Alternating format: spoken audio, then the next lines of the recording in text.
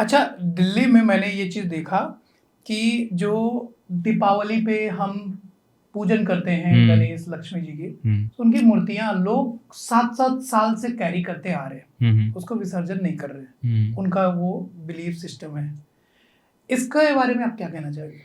ये भी दो तरह की परंपराएं हैं। अगर आपने मिट्टी के लक्ष्मी गणेश लिए हैं, उनकी पूजा करके विसर्जित हो जाते हैं। अगर वो मेटल के हैं, चांदी के हैं या किसी और धातु के आ गए हैं, उस केस में आप उन्हीं को पूजा करके वापस रख लीजिए। अगली बार उन्हीं की प्राण प्रतिष्ठा करेंगे, नहला धुला के गंगा जल छिड़क के फिर पूजा हो जाएगी, फिर रख लेंगे। तो दोनों परंपराएं मान्य हैं। पर अगर आप मिट्टी का लेकर उसको रख रहे हैं, अगले साल इसी को लेके आएंगे, वो गलत है। तो ये इस पे फर्क पड़ जाता है कि आपने किस चीज़ से प्रभु की मूर्ति बनाई है, पत्थर से, मिट्टी से, या किसी धातु से, या लकड़ी से, किस चीज़ से बना रहे हैं, उस पे फर्क पड़ जाता है, उसके नियम अलग हो जाते हैं। अदरवाइज बेस्ट तो यही है कि मिट्टी से आप बनाओ। सबसे अच्छा तो यही है कि आपके पास जो कुछ हो वो फ्रेश होना चाहिए, पुराना नहीं। इसलिए आपकी अगर पूजा में एक कलश भी रखा जाता है तो कहते हैं ताज़ा मिट्टी का घड़ा लाइए। ऐसा नहीं हमारे पास घड़े हैं नहीं, पर वो फ्रेश आएगा उसकी, क्योंकि पूजा करनी है। हम नहीं चाहते कोई उसमें ओल्ड पैटर्न एनर्जी का हो। फ्रेश आपने एनर्जी इन्वोक की, ब्लेसिंग ली, उसके बाद उसका जो मर्जी करें। और ये दिवाली में धनतेरस के दिन पे कहते हैं कि ये टोटका कर दो, वो टोटका कर दो, सही है? वो टोटके सही हैं, पर मेरा ऐसा मानना है कि धनतेरस भगवान धन्वंतरी का है, आयुर्वेद का दिन है। भगवान धन्वंतरी जो है वो समुद्र मंथन में से एक सोने का कलश लेके निकले, और उन्हें कहते हैं कि वो आयुर्वेद के साथ बाहर आए, और वो नारायण का रूप है। तो धन्वंतरी दिवस तो इसलिए मनाइए ताकि आपको आरोग्य मिले, पैसे के लिए नहीं है वो। हमने जोड़ दिया उसको, क्योंकि हाँ उस दिन धन का भी बहुत काम आएगा, लेकिन आपका विश्वास माँ लक्ष्मी में होना चाहिए। टोटके मत कीजिए, माँ लक्ष्मी की पूजा कीजिए, वहां से धन आएगा। सो वो कहते हैं ना, हेल्थ इज वेल्थ। हाँ, लेकिन वहां उल्टा करे, वेल्थ इज हेल्थ।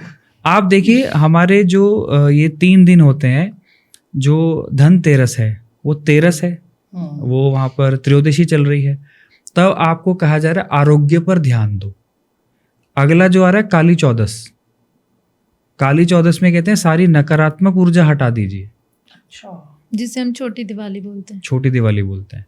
और जो अगला अमावस्या का दिन है वो माँ लक्ष्मी का दिन है। अब आप प्यूरिफाइड हैं, और उसके अब आप पूजा करेंगे।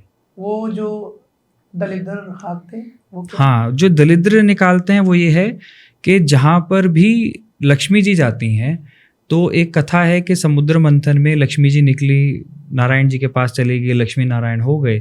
तो समुद्र मंथन में उनसे पहले भी एक देवी निकली थी जो लक्ष्मी जी की बड़ी बहन है, और उन्होंने नारायण को आके कहा कि आपने मेरी छोटी बहन का तो वर्ण कर लिया, मेरा भी कीजिए। और वो दरिद्रता लाती हैं।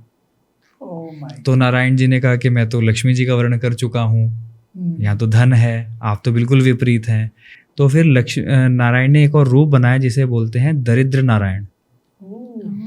तो दरिद्र नारायण जो है वो भी आपके घर में बिना बुलाए आते हैं।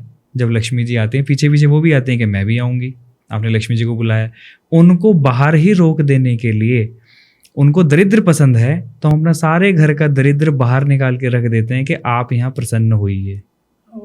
अगर लक्ष्मी जी को मीठा पसंद है, उन्हें नींबू मिर्ची पसंद है, इसलिए आप घर के बाहर नींबू मिर्ची टांग देते हैं कि आप यहीं रहिए, दरिद्रता घर में नहीं है। तो ये बेसिकली किस दिन करना चाहिए? दिवाली के दूसरे दिन? दीपावली की रात को पूजा हुई लक्ष्मी जी की।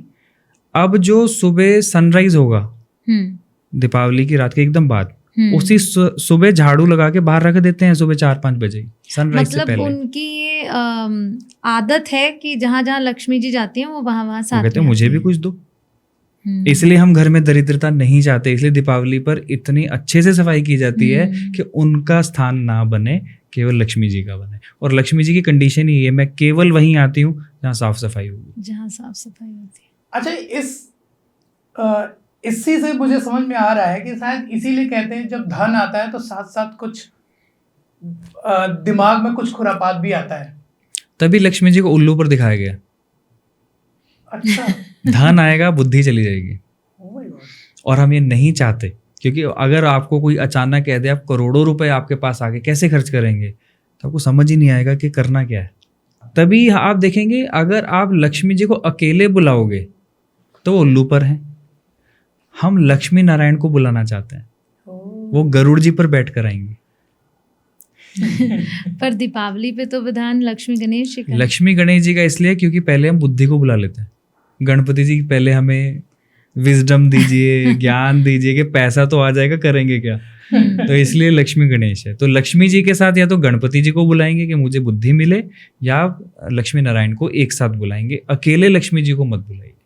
तो इस पे, और गणपति जी को तो हमने विनायक कहा है ना, विघ्न विनाशक हैं, तो सबसे पहले उनको बुला लेते हैं कि देखिए पैसे आने वाले हैं, लक्ष्मी जी तो कृपा कर देंगी, हमारी बुद्धि स्थिर रहे।